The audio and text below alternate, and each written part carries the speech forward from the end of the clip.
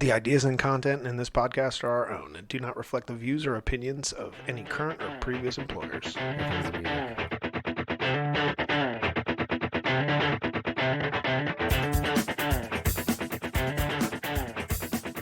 And she said, "What?"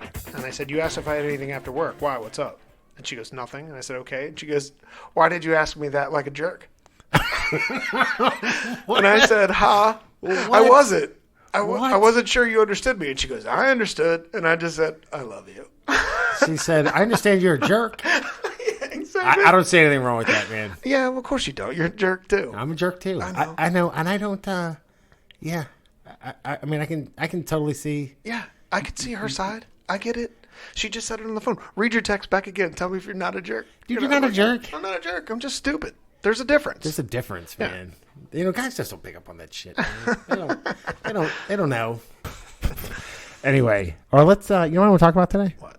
I want to talk about owning your job site. So I'll tell you a quick story. Mm-hmm. I'm out on a job site.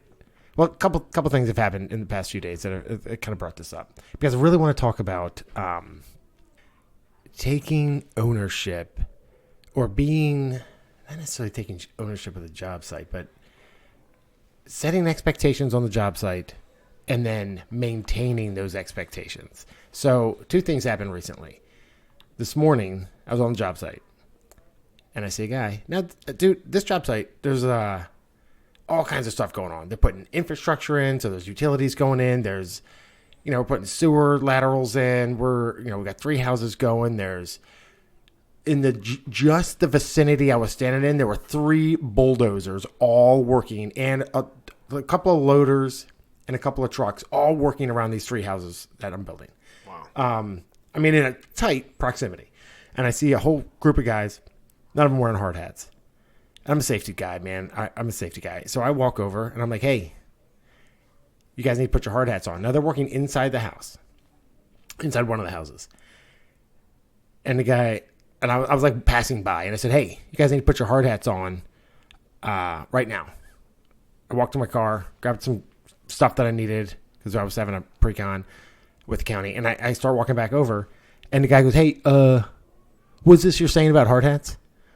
And I said, put it on. I said, what I said was, put it on, repeat it. Yeah, put it on. All of you need hard hats. Yeah. And he goes, "Well, we're working inside. Why do you think we need a hard hat?" And I stopped. And I looked at him, and I had to stop talking as a bulldozer went by because he couldn't hear me. And I look at the bulldozer, I look at all the houses, and I look back at him, and he goes, "Oh, don't give me any kind of attitude about this, man." And I said, "Buddy, you either put your hard hat on and your crew, or you get in your truck and you're leaving. That's it." Yeah, it's not enough. I said, "I got 0 tolerance on this job site." And by the way, you drove past a sign on your way in that said, hard hats mandatory. Yeah. Mandatory. And the guy goes, okay. I'll put them on. He's like, "Well, I mean, we don't have enough for the whole crew." And I was like, "Well, then whoever doesn't have one better get in the truck and get off my job site." And he's like, "I'll go get some." And he did. He jumped in his truck, drove to a hardware store, bought some hard hats or whatever. But I was thinking about it, and I'm like, this is the beginning of the job. Right. And setting the standard. Setting the expectation. And, I went and found the construction manager and I was like, "Hey, dude, these guys aren't wearing," and he was wearing his hard hat, And I said, "Hey, man, got some guys over there not wearing a hard hat. I just told them get off the job site or get some hard hats." And he laughed. And because he's on board with it. Yeah. He's like, "Yeah, got it." He's like, "I'll make sure." And I was like, "Okay." Yeah. But I was doing a site inspection, on the other side of the planet. And every single house I went into, it was so bad that I caught 2 dudes smoking inside a home. I found another guy using a chandelier as a coat rack, which this wasn't even my job. Right. I started throwing people out of the house. I was like, "Get out!" Food trash all over the place. Romex, so I had trash from the electrician, painter, drywall. Food trash from a bunch of, who knows what, bunch of HVAC guys. One HVAC worker was standing on trash. He was using it to reach up high. He was putting like a vent cover on or something. Standing on garbage. You mean like a ladder? Yeah, like a ladder made out of garbage. And it comes down to nobody is holding anybody accountable on that job site. Mm-hmm. And you can't do that because it's weird because I went to like a large job site where there are multiple different products on the same job. I went to the first one. Dude, it was like Goldilocks. First one was a little bit trashy. The second one was a little bit unsafe, and the third one was just right. And here comes Damien. He is going to huff and puff. Dude. And blow up your whole world. I'm like the meanest goddamn Goldilocks you're ever going to come across. That's so great. I'm like the bear. Right. So, I go in there, but it really struck me that, you can have different guys that work for like the same organization and all have different standards of like job site standards. And it can be drastic. And the contractors will go from job to job, even though it's maybe the same organization, and have a completely different attitude when they get onto that job, depending on how it's run and that's the expectations that are set by the person that's supposed to be in charge. Right. And like you said, you set those expectations up front so that everybody on the job knows, and that way when you're not looking, they are following the rules. That's at least the end goal. For sure. And it's funny, man, because I was in but that's true of anything, right? It's true of if anything. You're managing anything. Like, it doesn't matter what you're doing. You can be working in the office and have a couple of people who do a job for you, and it's like what time you show up, what time you leave, what time you take a break, how much work you get done each day. You set the standard and don't accept a C- effort. Yeah. Because I don't know about you, but I'm expected to put out A+ all the time. All the time. And I can't. You know what? You always get the 70% of all the things that you've asked for, and you have to figure out how to turn it into an A+ over and over again. You know what's funny, man? When I was in high school, I was the worst student. I cared about lifting weights and having a good time. Right. And that was pretty much it. And it's funny because when I'm with my own kids, and they were like, oh. And I needed money for that, so I did learn some work ethic along the way. Well, I had a job, man. So I went to school 5 days a week and worked 2 days a week, and Saturday and Sunday. And basically, I worked all weekend so they could pay to play Monday through Friday. Anyway. Right. But it's funny because I look at the the work. My kid gets a C or D or whatever on assignment. I'm like, you're fired. It's the first thing I think. Right. You're fired. You just get yourself fired from school. Right. But because this is your job now. Because this is your job. It's weird because as you get older, I guess you mature. I don't know, but it's just. I hear that's a thing. I hear that some people do that. Jen is still waiting for me. She's like, when are you going to grow up? I'm like, eventually. I'm sure it'll happen right before I'm dead. Right before I'm dead. I hope you're around to see it. So anyway, it's I just think that, and you nailed it. Setting that expectation right up front. Right. If you want a successful job, so we've talked about pre-construction planning, we've talked about all this stuff, but really setting the expectations and maintaining them, probably the hardest part of the job. Right. Because you got to do it constantly. And you have to set the example. If you're out there with no heart out and yelling at people, then you're not going to get the respect, and you're not going to end up with the results. Yeah, man. It's funny you say that because so I finished talking to this guy, and I go walking in to meet this construction manager, and he's standing there with a pad of paper, a pencil, and a freaking hard hat on. And I was like, that guy's in charge. He's in charge. I was like, God, look at this guy leading by example. Mm-hmm. I was super impressed. Yeah, I got some guys that do that.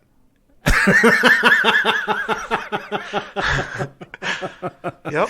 I'm sure all your guys do it. Yep. Everyone. Awesome. It's just important. So, hey, you know what a great question somebody asked me recently is? How do I feel about? They were like, Damien, how do you feel about diversity in construction management? And I said, diversity in construction management. Have you ever been to a job site? It's the United Nations. Right. There are people from every country on the planet on every job site. It's incredible. Of course. Because they were like, oh, I thought it was just a bunch of white guys. And I was like, well, what are you talking about? They're like, yeah, white guys and Hispanics. And I'm like, you're out of your mind. It's not true at all. It's not true at all. It's not true at all. Actually, there's, we will see, different nationalities of people setting up in different businesses, and it's mainly because family starts businesses, and then they hire people that they know and that sort of thing. But, I mean, what? Not only that, definitely. Dude, I find that, when you go out onto the job site, since we're talking about diversity, every culture is represented there. And the cool thing is, a lot of times, the people that work out there with all these different cultures will actually be immersed in other cultures. Right.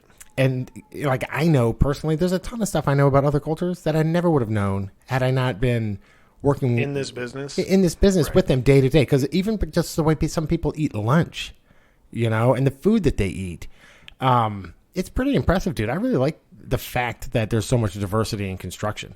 Not only that, I was talking to a woman a couple of days ago, and she said, I mentioned to her, I was like, 65% of construction management as a profession, the construction industry anyway, are female. And she said, where are they? We were on the job site, and I said, what are you talking about? And she goes, I don't see any here. And I said, well, you just have to take my word for it. Well, I've seen plenty of female construction managers. Definitely. Definitely, dude. They're everywhere. What you're talking about also is just playing the industry. There's more females in our regional office than I think there are dudes, right? Well, you know what's funny, dude? When I see a female construction manager, isn't it funny that I feel more comfortable saying females, but I'm totally all right calling them dudes? Is that a thing? What? I don't know. Whatever. I just don't want to say anything I that don't be taken as offensive. I can't. You know what? You would have to say the worst thing to offend me.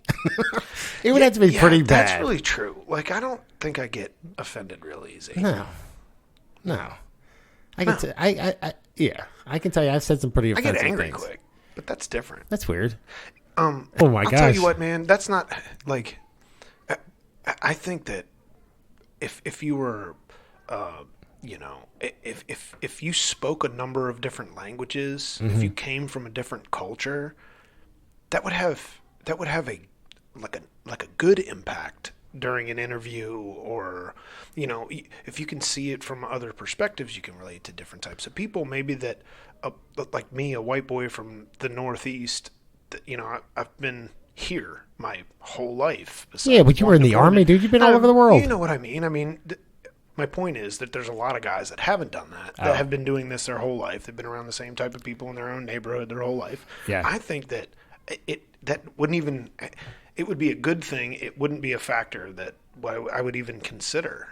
If you're qualified to do the job, come out and do the job. Yeah, I'd love to see more diversity in construction management. Yeah. Well, there's a ton, man. I did a bunch of reviews the other day, and no two teams looked the same. Yeah, put it that way. That's true. And I was like, right on. There's lots of diversity here. Right. So there's way more than people get. When they think of construction, they think fat, old, white guys. Right. There's a lot of those. There's a couple.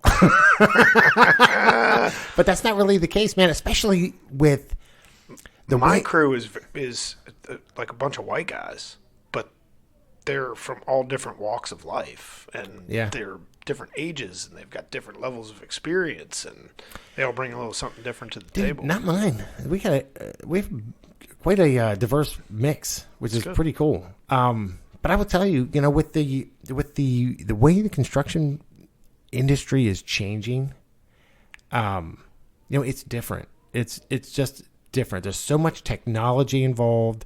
There's so much. I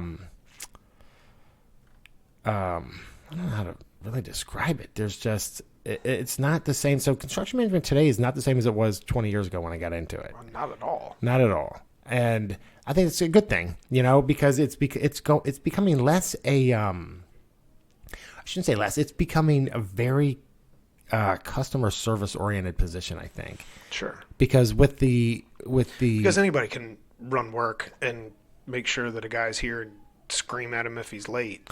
No, only the elite can do that, Jason. Well, some of us do it way better than others. But, I used to have a guy tell me that he's like, if you just run the schedule, this is a monkey job.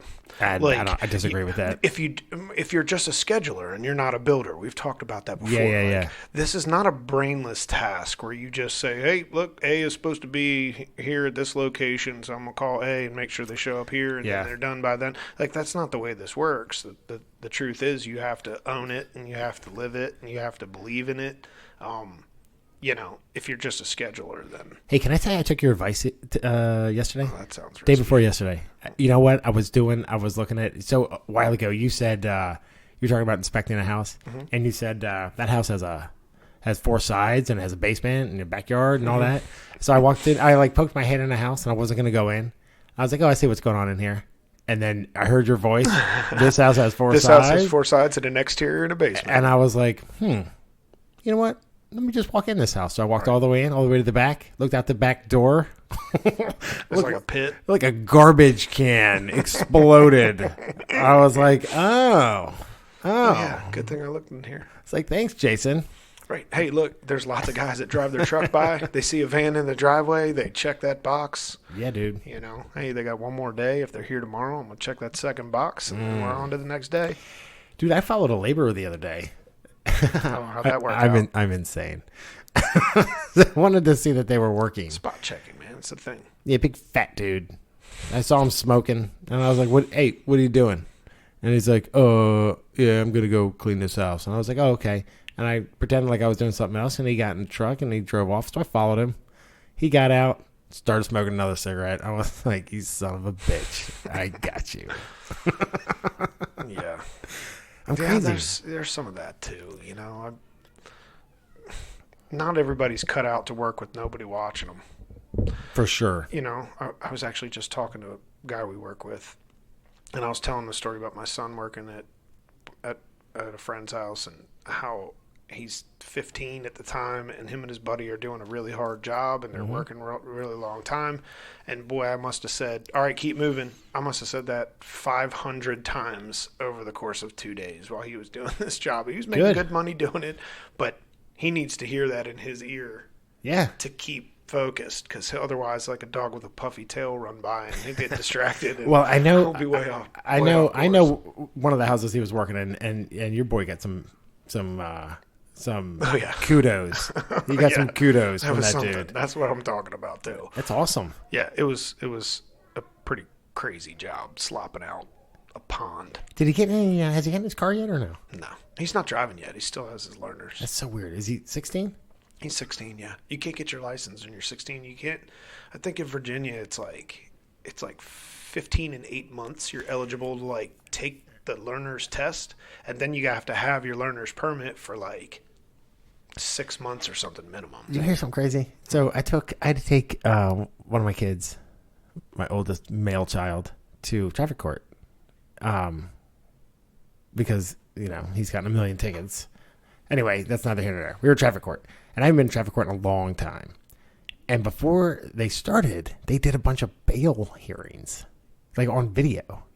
Yeah, I've seen that before. Dude. I've done a lot of traffic court in my day. I've never seen that. I'm sitting there, and they got these... It's like a dude in a striped suit, and he's like, "This person mauled the police while being questioned about yeah. blah, blah, blah." I'm like, dude, whoa. the judge he didn't let anybody out because they were trying to set bail, and he's like, nope. He's like, "You're..." So one time he looks at the guy, and he goes, "Society is better off with you right where you are." It was like, holy crap. Let's see that Edwards guy get up here. Well, one guy tries to talk to him, and he goes, "I'm not talking to you. Take him away." And the guard came over and "Come on, let's go." I couldn't believe it. I was like, it's the first time I'd seen it. I'm sitting there with my son. Your kid's shaking in his boots. Oh, I was like, "Yeah, buddy. Yeah. What do you think of that? All those guys I told you to study." I'm like, that guy ran a stop sign. Now he's in prison. But then he was like, the judge was like, "Okay, who's here for traffic?" It's like shifted gears. That guy's good. Dude, he'd make a pretty good CM probably. He'd make a great CM. I was super impressed. I was like, look at this guy, because that ability to it's a weird segue, but that ability to, as we talked about it last time, to different hats. Be talking to an inspector about one thing, then you're talking to a trade about another thing, then you're talking to your client about another thing, and you're 3 different people all at the same time. So yeah, I'm pretty much just one guy wearing a bunch of different hats, and I'm saying the same things. I'm just trying. Not me, man. I'm like, "Hi, how are you?" "Good to work." I'm so glad that you purchased here. Thank you for your time. Let's talk about being a little bit agile when you're a construction manager. What do you mean? So I know that in residential construction, there's a couple of different types of guys. There's the guy that lines it up for the time that he's going to need to do it, and then he starts thinking about it when it's time. And then there's the guy that gets all the, couple times a month, let's say, he gets all of his information for every home sold or every start that's been planned, and he lays it out for the rest of for the rest of the schedule all the way to the end. I've got some construction managers that use our electronic, Build Pro schedules to tell them when it's time to like start thinking about the next phase or whatever. And then I've got other construction managers, some of them do this, that have every dig date, every closing date, every pre-construction date, pre-drywall date, and they'll hit those dates, man. One guy in particular is more meticulous with his schedule than I've ever seen. Really? And way better than I was at it. I had like a little hybrid between it. I like to get ahead with my schedule and plan those things, but I don't start the stuff too early so that I don't end up, so that if I do have to shift things around later, it doesn't kill me, right? Yeah. But, when you're working for a big company, when has the year's plan ever been the same plan at the beginning of the year that it was never, ever. at the end of the year that it was at the beginning? It never happens like that. Like, you have to be able to be agile. You have to plan to change what your plan was, right? Yeah. Is But that a good way to put it? I think so, but at the same time, I mean, you do need to look ahead, though. You need to say, what are my goals here? I got to make sure I start now for my goals that are 12 months out or whatever. But a contingency plan. You have to assume that what's coming is going to change, right? And the reason I'm saying this is because I had my year planned. It was all good. I know where you're going with this. And then, some things change in our division or our region or our company in general, and then it's time to shift what we were doing, add some more personnel, buddy, and start taking a schedule that would have been 3 closings at one collection per month and make it 5 closings per month at that collection. Sure. And doing it by yourself you could build the exact same amount of houses per person by yourself, and it would be a different environment than if you had 5 guys working on one project doing 5 times the work, right? You run into things like space on the job, traffic, number of subcontractors, workload that they can handle. Some of them are mom and pop shops. Some of them are huge East Coast organizations for us. Yeah. So you've got like all these different factors. But my point is, expect the unexpected. Be able to be agile. Don't get frustrated when it happens. And I am so blessed to have the guys that I have, because these changes come down. Wait, I bring it to them. Did you say don't get frustrated? Yeah, don't get frustrated with me. I've got too much shit to do. I don't want to hear it. I've been doing this all wrong. No, but you know my point, right? It's like, no, I get it. I don't want to hear all the reasons why that you think this is a bad idea or you think that it won't work. Yeah. All I want to hear is a list of suggestions that you have on how we can make this happen. Sure. And the great part about it is, when I bring a problem like that to my guys, I think we all have the same mentality. And, I'd love to tell you that it's just me that gives them that mentality and encourages it. I do, and I try to. But they have it too, man, and they are solid, bro. So let's talk about that. So it sounds like you've fostered, just teamwork within your group. How did that come about? How do you think that happened? I mean, is that something you actively worked towards, or is that something that just happened organically? Yeah, for starters, I was, I came up in this group at a very young part of my career. Yeah, you guys have been working together for a long time. I mean, there's 4 of us. There's 3 of us really that have been working together for 15 years, and we haven't always worked in the same place, but we know what to expect of each other, right? I gotcha. I've changed jobs. I've moved up some. I'm doing some different stuff now than I was. I'm not a construction manager anymore myself, but I manage construction managers, and some of those guys are working for me, but it's more like working with me. Sure. And they get it, dude. And it's like, if you're the construction manager that gets it and thinks like, okay, that's the goal. This is what I think we need to get there. Here's what I think are going to be our hurdles. This one right here will almost certainly make us fail. We need to do something about that. Yep. Like, that's the way you got to be. You can't, yeah, dude. You can't you can't only make excuses, man. You can't be that excuse machine, man. You have to be the guy that figures out how to make it work. Excuse machines get fired. Right. And you know what? FYI. Some of them stick around forever because there's a need for warm bodies that pump blood. And it's like, you know, you can be that guy. You can be that guy, and you probably have to move companies throughout time because eventually they'll get tired of it. But really if you want to be successful, you want to have a good life in this business, you want to make money, you have to have a good attitude about it. But here's the thing. You know, it's advice I always give construction managers, especially so because it's so applicable for for whatever what they're doing. specifically? For like performance review, or for like, we're talking about project review, Well, right? When somebody's looking at your job.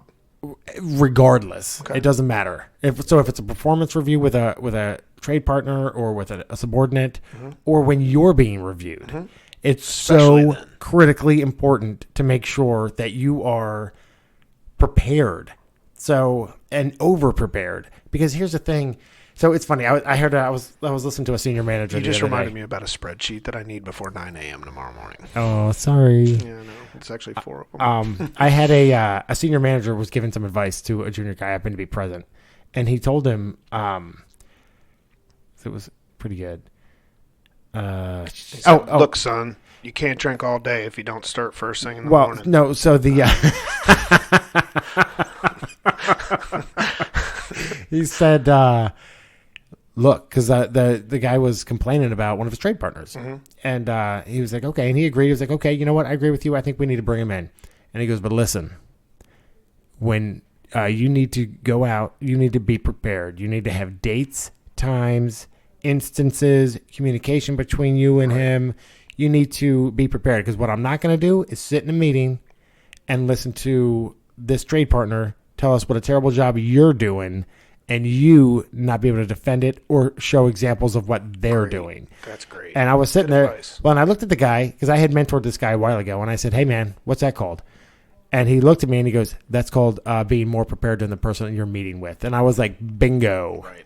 So I was thrilled that he was able to. It's awesome. And it's good to hear Yeah. that he cares that guy looks good. Yeah. Because we all look good together if you We look all good look and good I together. Good, right. Dude, I can tell you, I had a meeting years ago with an underperforming trade partner, and I had like 200 instances of things that weren't complete or that they were late. I think I talked about this before. And the foreman that I was referencing wasn't even there. So we were like 30 minutes into this meeting, and I'm like, here's all my stuff.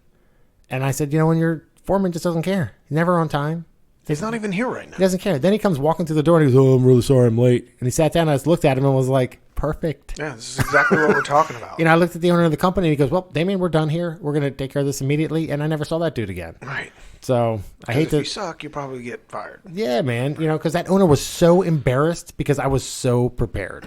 Well, another thing that we talk about too is, like what we were saying earlier, like, don't tell me about all of the reasons why you can't do something. Tell me all the ways that you think that you can be successful and be prepared for it. I've sat through a lot of reviews. I've done reviews. I've been reviewed on a number of different things. Not only do you have to be prepared, but you have to be truthful and you have to be presentable as well. This is not a meeting standing in a mud puddle outside with your hard hat on. This is a meeting in an office or a boardroom, and most of the time it's official, and it's the chance for your executive management in most residential construction to take what they're seeing as far as numbers Sure. and talk about why those numbers are what they are in real life and how we're going to get to what goals they need to accomplish. Yeah. And maybe that means that you're not doing enough. And maybe that means that what you're doing isn't quality. Yeah. There's lots of different factors. If your feedback from your customer is very low, but you're producing lots of homes. Yeah. There's a couple of problems there that probably coincide. Like, you're doing too much. You're not giving the scrutiny that you need to, and that's why you are where you are. Well, depending on the size of the company you work for. So, that reporting that goes up, if you're using any kind of electronic scheduling software, there's reports that are generated. So if you're the product that you're producing doesn't match the software or your schedule. I mean, so bigger corporations. You mean like the actual template doesn't follow I'm what saying, you're doing in real life? Like, so if you're not upgrading, if you're not maintaining that schedule electronically based on what's actually happening in the field, Right. there can be huge variations. So you talked earlier about increasing productivity or being prepared for what can come. So when corporate or whatever, higher ups that you're working for, they go to that software program, they pull those reports, Right. they look at those metrics, they say, oh, well, we can increase productivity here because there isn't all that going on because it doesn't match what's in the field. You can either, that's a big problem, man. And so they may start to project, oh, we're gonna settle more houses or we're gonna build more whatever widgets, because you're not actually maintaining proper metrics. And like we talked about when we interviewed Felix Vasquez, the best part about Build Pro, which is a widely used software, is that it does have the ability to pay the subcontractors or the trade partners or whoever, your own entities even. But if you don't, I always say, look, having a paper schedule so that you can keep yourself feeling good and sleeping at night, because that's the way. Oh, you mean a second schedule? I mean, no, I don't mean a second schedule. I mean writing things down, because that's the way you visualize your schedule correctly. You know that you've laid it out like this 100 years, and now this company's got this new fancy software they want to use, and you don't want to, conform to it. That's fine. I don't think that that's a problem. But if you send that schedule that you wrote up to a subcontractor or a trade partner, that's a problem. Like, you should all you have to do is take your software and make it look like your paper schedule. Sure. And then send it according to the plan. And that way people get paid on time. Yep. The timelines, because like you said, the reporting that comes out of Build Pro will 9 times out of 10 will notify different parts of your company's, view, let's say, the company's view of what you're doing in real life, and show you where you're at. Yeah. So they know at a glance, without actually going into your schedule and making sure that you don't have late tasks that haven't been started or completed at this point. Or driving the job site. Yeah, exactly. Or driving through the job site and finding out that it says that you should be at rough roof and you just poured your foundation. If it doesn't coincide, then that's a big problem. And all you have to do is use what you're normally doing and make your scheduling software look the same. It does take an extra step. I know that but you're making the extra step. You don't have to use that paper. You know what I mean? Yeah, for sure. You're making your job harder for yourself, honestly. Right. Exactly. Once you get your software where it should be, you can throw that piece of paper away. Right. Although, every now and then, I told you about a guy that had that condensed finished schedule behind glass, and it said in case of emergency break glass or something. I was like, you're crazy. It's like a 15-day finish end schedule. Hang drywall, tape drywall, block drywall, say whatever, like do it all in one day. Yeah. You need 500 heaters. It has to be 600 degrees inside. Dude, I had a meeting outside today. Not outside, in a house that's not insulated, and specifically had a heater set up in there. Dude never turned it on. I was like, really, dude, I'm freezing. But that's just because What are some other things that that you need to focus on while you're being reviewed? Because a review happens to every single. I mean, I don't think that there's a scenario where you don't meet with your boss's boss and explain what you're doing and be evaluated. I will tell you that besides 100% knowing where your product is in the schedule, is knowing where you're spending money. Right. You know what I'm saying? That's a good point. Because what's the mantra in construction, right? It's like it's on time, under budget, and quality, I guess. I don't know. Quality's last, probably first. Probably should be first. Anyway. But on time and under budget, man, that's all you hear. Yeah, on time, under budget, happy homeowner. Yeah. Those are your keys. You should definitely know where your schedule is. Yeah. And you should know where you're spending money. I'll promise you that in my review tomorrow, there will be a schedule that shows where the homes are. Yep. There will be a series of surveys that show the homeowners are happy. Yep. And there's. Did you delete all the other ones? Well, no. I don't have any bad ones. Don't be ridiculous. Oh, that's amazing. That's a lie. And then, of course, there's going to be your costs. They're going to be looking through what you're spending. And Yeah, most dude. of that stuff is like overheads and extras, repair costs. And, Yeah. if you don't know how much money you're spending in trash, it's probably the guy that does your or my job that's not communicating back to the CM but I always say that you should be asking me for that information too. Don't make me 100%. come and tell you about it. Wonder how much money you're spending. Don't just spend it and not care. Yeah, You dude. can't leave it up to somebody else. Dude, That's about being prepared, like you said, though. there's a lot of that though, where guys just spend money because they don't pay attention to it. Yeah, another thing I see from time to time is guys that spend money because they're like, well, company told me I had to do this. Their fault costs money. And it's like, that's not the way to be, man. This is No your way. company, too. Yeah, dude. Right. That's it. It's your company too. Mhm. Everybody owns a piece of that. Right. You have to protect your own brand, and you want, the next sale depends on the last sale, right? The last closing. If that person's happy, more people are going to be happy. You have to present that. And like you said, this is very much customer service is like at the forefront of all the things that we do. I feel like, the way that you make a customer happy, whether it's, an architect that you're working for, or if it's a homeowner that's building this house, or even a spec home that your boss has asked you to build, let's say, all of those things you have to be able to produce at a high level. Yeah, dude. And that's what keeps the customer service high, is producing and also being transparent, explaining the process and not having surprises. Yeah, not making stuff up or lying. Right. Making stuff up and lying is frowned upon, I hear. Yes, that's a I've fastest. never been caught. That's the I've fastest never way. lied. Yeah, that's the fastest way to lose confidence from a client. No, So- that'll help you in your review, because you want to leave out of there with everybody feeling like that guy knows what he's doing. Definitely. That guy's on top of things. You don't want to be Debbie Downer complaining about everything, and that's why you can't succeed. For sure. All right, so should we talk about the greatest website ever created? Let's do it. That's buildertactics.com. Damn right. I'm your hype man. Go I ahead. love it. I love it. So we've got volume 2 of the manual. It's coming out in the next couple of weeks. Online training. It's going to launch in the next couple of weeks. Still looking for beta testers. I think I put that out there on... I don't know where I put that out there. Looking for beta testers. Oh!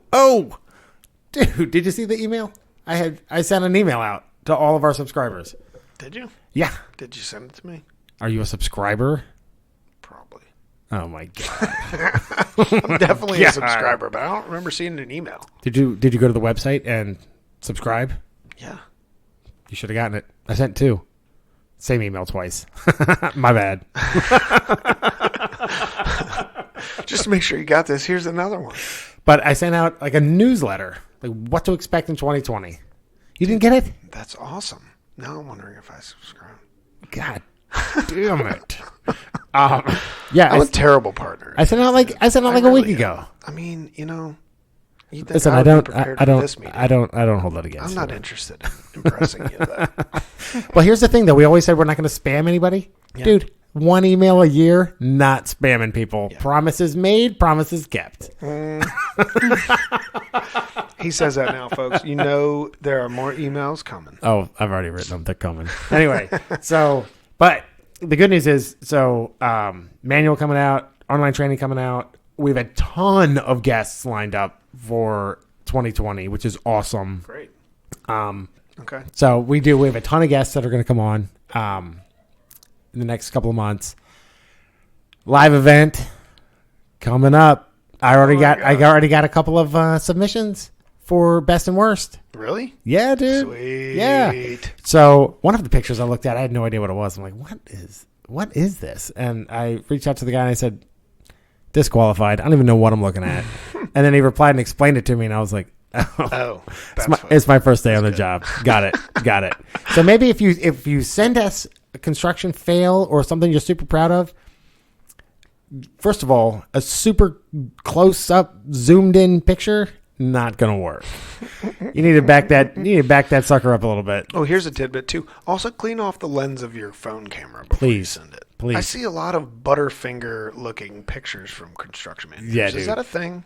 It Is is. that like a problem? Like buttered popcorn right on your phone and then a picture? It can't be working. But anyway, so if you do submit a picture for the contest, we got to have a description. Just real quick, just tell us what it is.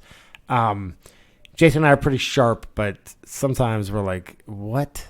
So anyway, like I saw a guy that built this beautifully framed wall with windows right next to a brick wall. I'm not sure why I put the windows in there. Not sure how he's going to get them in or how he's going to open them, but whatever. So just an interesting picture. Anyway, so we got that coming up. What else we got coming up? Check us out on YouTube, Instagram. Oh, let me tell you something. You know, we got trolled. Did I tell you that? No. Dude, the internet trolls are real. I thought they were like unicorns. I'm like, what the hell are you talking about? Well, normally they only go after people that have interesting things that they're putting out. So, on Instagram, I don't know what you call our handle or name, whatever. It's con_man_podcast. Because who the hell, construction manager pie, it's too long. So I shortened it. Well, my brother said that he feels like we really missed the mark by not calling this the Con Man podcast. I was going to, but I was like, Con Man podcast? I don't, criminals be looking for us. I know, that's true. Yeah, dude. It still would have been pretty good. I mean, it's a good play on words. I thought it would be, so, but here's what happened. The Con Man podcast is your... So someone says, wow, I was so excited about the construction management podcast, a podcast on construction management, until I realized you weren't inclusive. It's all in a name. ! Con Man podcast. I felt like saying, hey, bitch. Man is short for management. But. Oh, you just meant that it was gender specific? Yeah, because it was gender specific because we were only including men. Say? Before I could. Did you get sucked in? I didn't. You typed it up then, didn't you? I typed it up. You lied. And then I deleted it. I was so pissed. I was like, really? Yeah. So, but I typed it up and I was like, you know what? I'm bigger than this. I'm better. I'm better than you, troll. So, here you are talking about it. So technically it worked. It bothered me. It's probably the same person that gave us a 1 with no comment. That son of a bitch. You think it was? Did you tell where? Can you tell where he is? Let's go get him. No. I wish my anger management problems would come out. Yeah. Anyway, so if you want to follow us on Instagram, it's con_man because we're super inclusive or non-inclusive, whatever, _podcast. It's short for managers. It's short for management. Construction management podcast. In case you couldn't put that together. Anyway, our listeners are super smart. They can put that together. We've got a YouTube channel. You can check that out. It's going to be a ton more video coming up. A ton. This is like probably 2.5 minutes of us just listing off things that are happening. I'll edit it. You'll see. You'll see when I edit it. Anyway. I'm just looking forward to the volume control. I think it's going to be fantastic. I know you can do it, buddy. No, I figured out how to do it. Like the last one. I believe you. The last one was perfect. Mm-hmm. It wasn't like, and then us talking really low. So anyway, check us out on all our social media outlets. It's only one. Right. Instagram and Facebook, I guess. Check out the website. buildertactics.com. Register. I'll spam your email. I'll fill your email box up with emails. You won't. I won't. I don't have time. All right, check us out. Peace.